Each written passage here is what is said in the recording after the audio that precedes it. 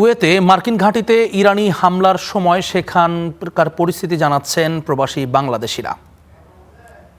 আমাদের জন্য দোয়া করবেন, আমরা যাতে সুস্থ থাকতে পারি। আল্লাহ যেন আমাদের সকলকে এই বিপদ থেকে রক্ষা করে। আপনারা দোয়া করবেন সবাই, সকল দেশি ভাইরা দেশ থেকে সকলে আমাদের জন্য দোয়া করবেন, আমরা যাতে এই বিপদ থেকে রক্ষা পেতে পারি। আমাদের জন্য দোয়া করবেন, সবাই দোয়া করবেন, সবাই দোয়া করবেন, সবাই দোয়া করবেন।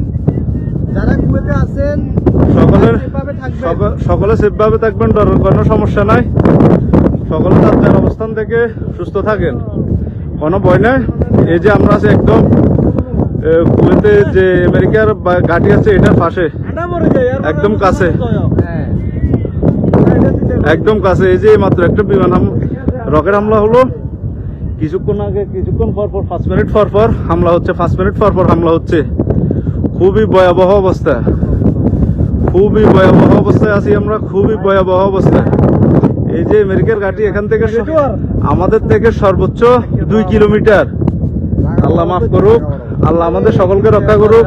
সবাই জন্য আল্লাহ তাআলা যাতে সবাইকে সুস্থভাবে রাখে, হেফাজতে রাখে, এটাই আসলে আমাদের কাম। যুদ্ধ কখনো শান্তির হইতে পারে না।